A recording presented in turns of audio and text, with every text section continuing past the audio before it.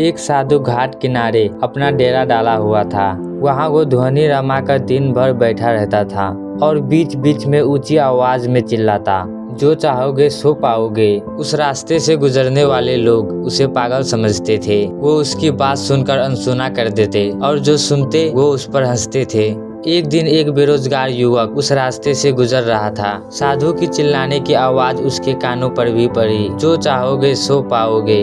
ये सुनकर युवक साधु के पास आ गया और उससे पूछने लगा, बाबा आप बहुत देर से जो चाहोगे सो पाओगे चिल्ला रहे थे, क्या सच में आप मुझे वो दे सकते हो जो मैं पाना चाहता हूँ? साधु बोला, हाँ बेटा, लेकिन पहले तुम मुझे ये बताओ कि तुम पाना क्या चाहते हो? बाबा मैं चाहता हूँ कि एक दिन मैं हीरो का बहुत बड़ा व्यापारी बनूं। क्या आप मेरी ये इच्छा पूरी कर सकते हैं? साधु बोला, बिल्कुल बेटा, मैं तुम्हें एक हीरा और एक मोती देता हूँ, उससे तुम जितने चाहे हीरे मोती बना लेना। साधु की बात सुनकर युवक की आंखों में आशा की ज्योति चमक उठी। फिर साधु ने उसे अपने दोनों हथेलियां आगे बढ़ाने का आदेश दिया। युवक ने अपनी हथेलियां साधु के सामने कर दी। साधु ने उसकी एक हथेली पर पहले अपना हाथ रखा और बोला, बेटा ये इस दुनिया का सबसे अनमोल हीरा है, इसे समय कहते हैं। इसे जोर से अपनी मुट्ठी में जकड़ लो, इसके द्वारा तुम जितने चाहे उतने हीरे बना सकते हो। इसे कभी अपने हाथ से निकलने मत देना। फिर साधु ने अपना दूसरा हाथ युवक की दूसरी हथेली पर रखकर कहा,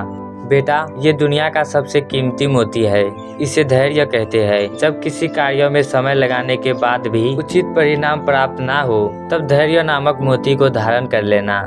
यदि ये मोती तुम्हारे पास है तो तुम जो चाहोगे दुनिया में हासिल कर सकते हो।